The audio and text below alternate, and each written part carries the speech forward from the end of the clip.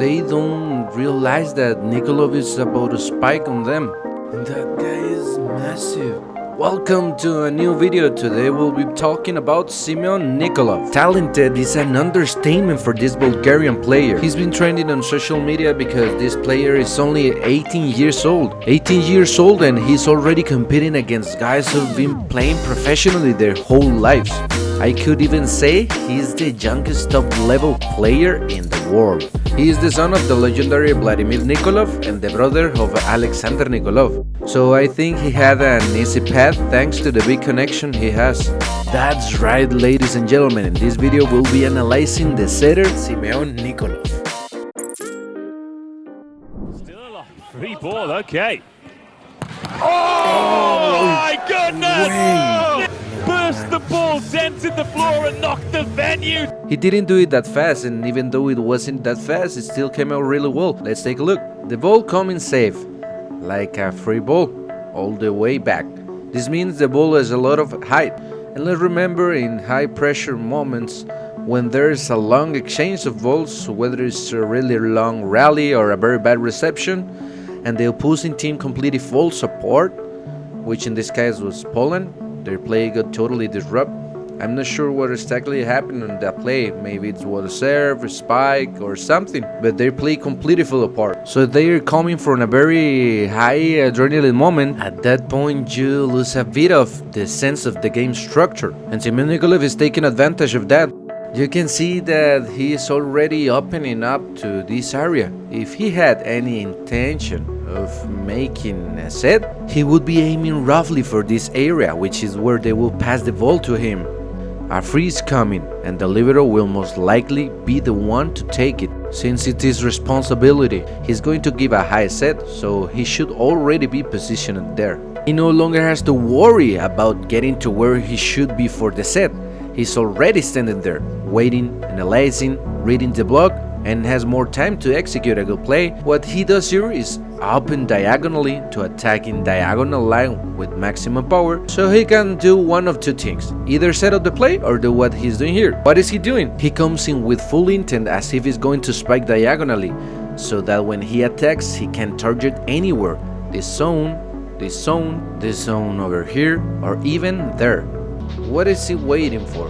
Why can he afford to do this? We do this when we know and are certain that we're going to get an almost perfect set.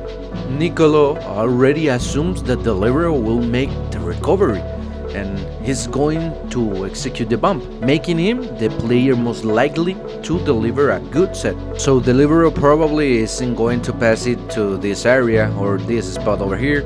He's going to give a high set so everyone has time to get into position to attack, and he's going to place it close to the net, because this zone is ideal for the good set. And since he is a high-level player, most likely he'll put it right in that spot. And with all of this, why wasn't Nikolov afraid of the Polish triple block? I mean, they are like a wall. The players are on average 2 meters tall, and he still managed to spike over them. This is what I was explaining earlier. Because of the uncertainty and the adrenaline from coming out of a moment with a lot of action or recovery, they're left unsettled, and Nikolov takes full advantage of that. Look for example at what the Polish players are focusing on.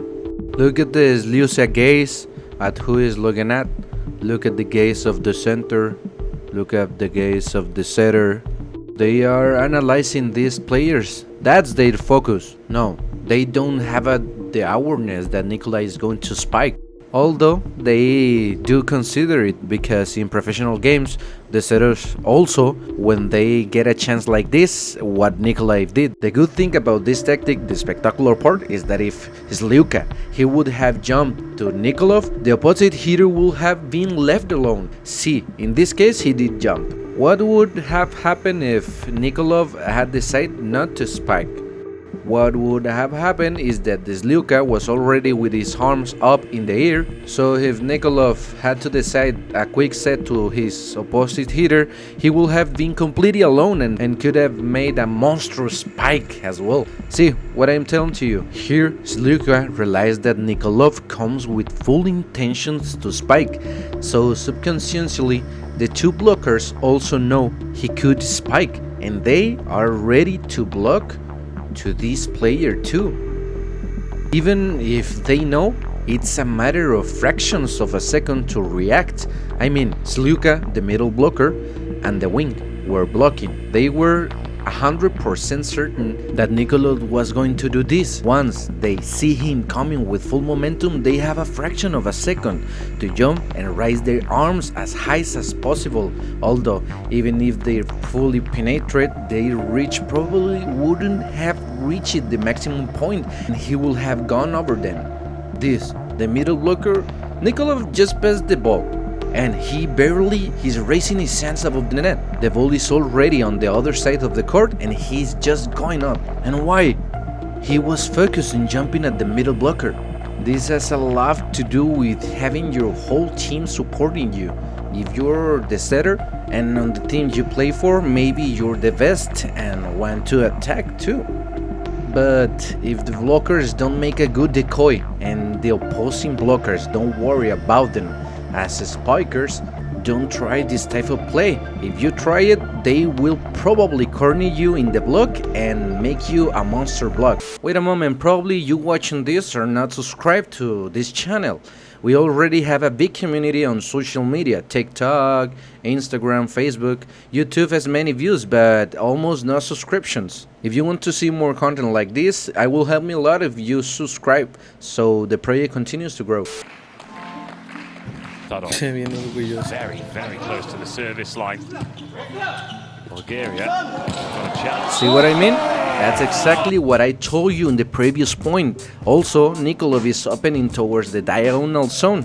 He will go to diagonal to spike. The same pattern. A high ball comes, the libero gives the pass. Yes, see here, the blockers did their covering job well. They cover Nikolov. But this player does very well in his gesture of switching between spikes and sets. That's what I was telling you. See, in this moment with this peripheral vision that you actually have to improve being setter, his peripheral vision, he sees the blockers jump, so a spike won't be a good option. But what happens? As I mentioned earlier, these two players already jump to Nikolov. Make a quick set to this player and the same players cannot make a proper block. Exactly what I said, see the blockers faster. He has to assist in this block. He doesn't have a good booster at all. This player attacks either the line, a deep attack towards the back, and clearly he could go right over this player because at this moment he has absolutely no reach. Look, at the very moment the blockers are up, Nikolov makes contact to set the ball into this area to the back row opposite hitter. And that's used a lot because even if this player managed to move over, the zone won't have a good coverage and the ball will go right over, just like it did in this point. He didn't even manage to get his hands over the net.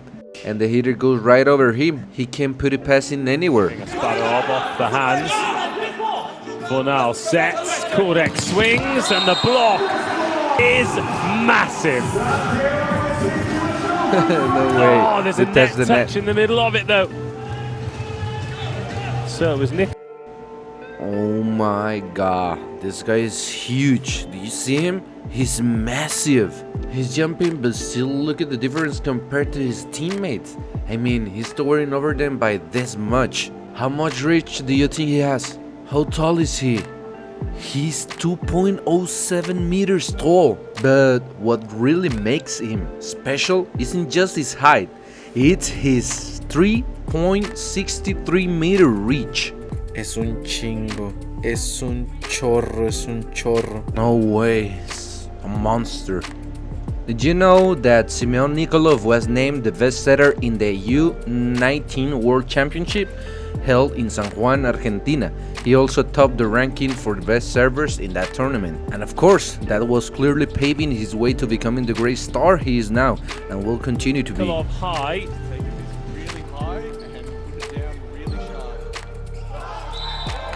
This aerial shot helps us a lot to analyze this kind of play. If you are a setter and want to make plays like this, to start you need to have a really good control of your left hand. If you're left-handed, that's awesome because you already have it under control. I mean, That's the hand you dominate the ball with. If not, you will need a lot of training because it's a very fast and precise movement you have to make. Why? When you're up, you lower your right arm and make a quick movement with your left arm. If you go too far, you touch the net. If you do it too low, the ball won't go over. If you do it too high and horizontal, it's an easy ball for the opponent. If you push it too far forward, it goes out. It's a very specific zone that open, and you have to execute it really fast and with a sharp touch. If you hit it long, like I said, it might land in this area, and the only good spot is right here. Now, look at the tiny gap between the ball and the net. It's almost nothing. This type of second touch plays down when the ball is really close to the net. Why? Because if you do it too far from the net, let's say the ball is around this area, Nikolov could have made his play from there by tossing it here to this player over here. The distance becomes minimal, giving him just enough time to react. Plus, he would have to hit it more horizontally rather than diagonally. With this type of play, what we're aiming for is downward diagonal movement, not sides, because that doesn't work. Look where the ball landed. Check out the reach that Simeon Nikolov have. I mean, it's almost a meter above the net. Truly impressive. Something else that really amazed me, and this is why in volleyball we look for tall players, is that this jump, for example, was explosive. Got it? He has a lot of height, but with this type of play, ordinary players, people like us who are not Nikolov and don't have that crazy reach, we always need to rely heavily on our peripheral vision. That's something it was taught a lot. It's about always keeping, either literally turning your head completely like this, or using your corner of your eye. The corner of your eye, you are constantly aware of the blockers. Why? Because the setter plays against the blockers. If the blockers jump, you make a set like in the previous play. If the blockers don't jump and you're in front row, obviously, you can make this kind of play if the ball is well set. Nikolov didn't care at all, and even though he faced a double block, he went for it anyway. I think he trusts his incredible reach a lot, because this player number 14, at the exact moment Simeon makes contact with the ball, hasn't fully raised his hands yet. Maybe that's why Simeon aimed the ball the way he did. He didn't mind that there were some hands in the way. But imagine if, at this moment, both blockers were perfectly positioned. A huge mistake for Nikolov will be sending the ball to these areas. This spot here, over here, or even this zone, because the player could swipe at it a little. I mean, move his hands slightly. Let's remember that even if you are very tall, like Nikolov, if he want to go over the block, here was we would have to do.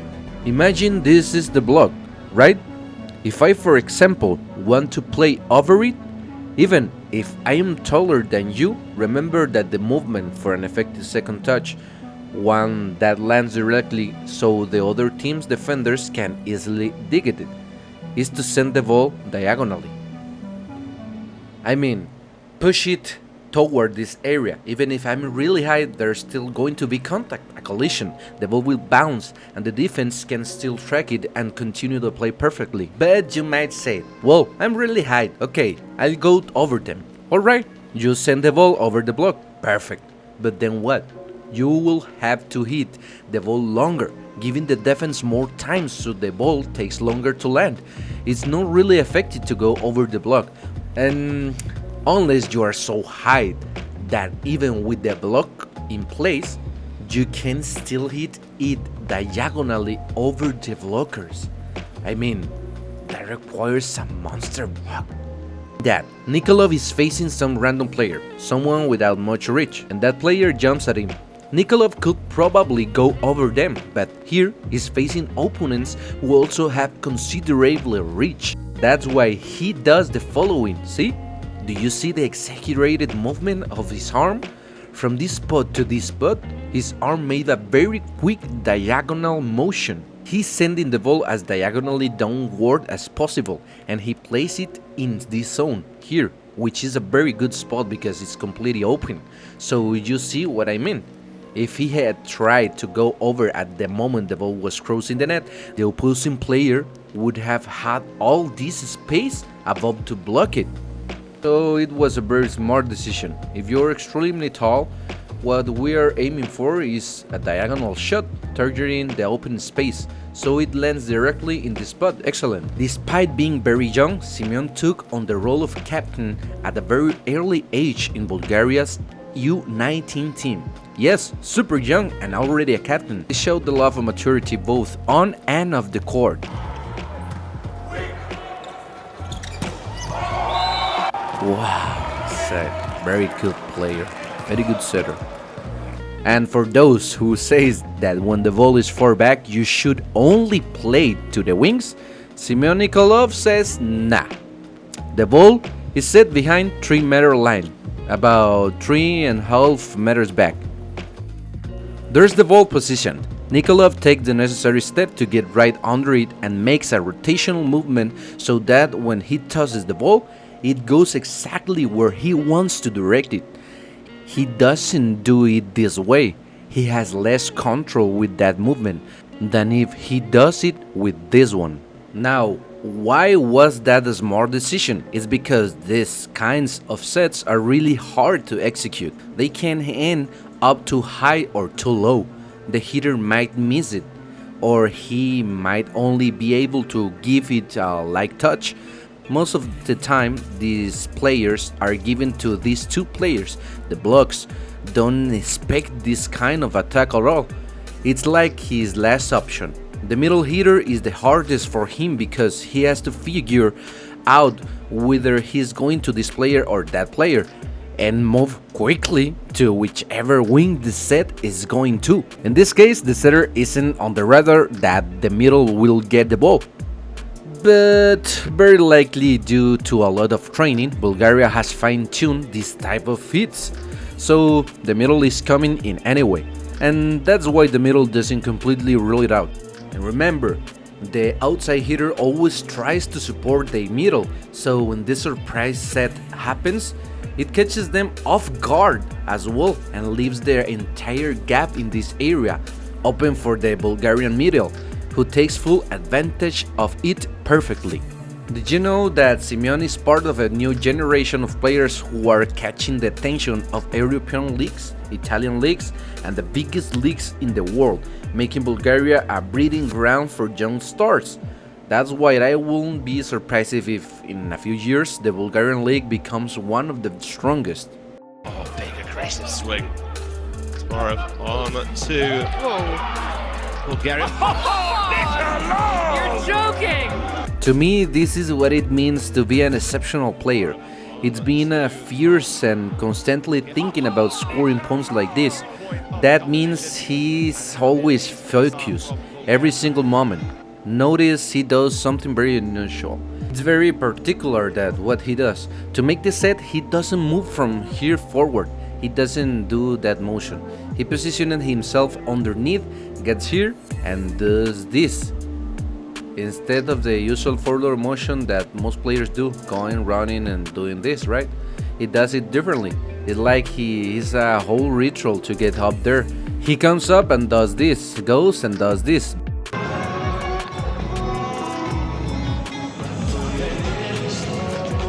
Wow, the ball not having rotation. He has a very good touch. He also caught the middle and everyone by surprise. So to mix this in so early. Nikolov with an ace. Excellent serve. He hit it right to the edge. Serves all the way to the sidelines and backcourt lines. They're practically impossible to stop. And to left side for turn. Coming from a crossover movement, he makes a very good read of the block. Why?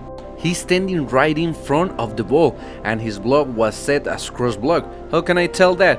Well, because the back row player is well positioned in case the ball had been directed to this area, near the line. This hand here is positioned in front of the ball and the other hand is covering the cross card. It doesn't mean both hands are covering the same zone. Apart from that, the arm also plays a role. I'm going to place a ball here. Nikolov's arm is covering directly in front of the ball. and the other arm is the one covering the cross court. If the ball had gone to this area, he's covered, and this is the cross court. On top of that, he moved his arm slightly, so now he's even better covering the cross court with this hand, and with this one, he covers the cross court even more. And on top of that, the other blocker is on the other side. Remember that the outside hitters are the ones who have to guide the middle blocker on how far to jump, and the middle blocker has to get shoulder to shoulder to execute a penetrating block, making it like a solid wall. I hope you enjoyed the video. My original channel is in Spanish, but a lot of people ask me for this content in English. Sorry if I mess up some terms, but I'm doing my best with the translator. With this language I can reach a much wider audience. That's it for today's video. I hope you like it. You know the drill. Subscribe, like, comment, and tell me who else you'd like me to analyze. Share this video with setters or anyone who might find it useful.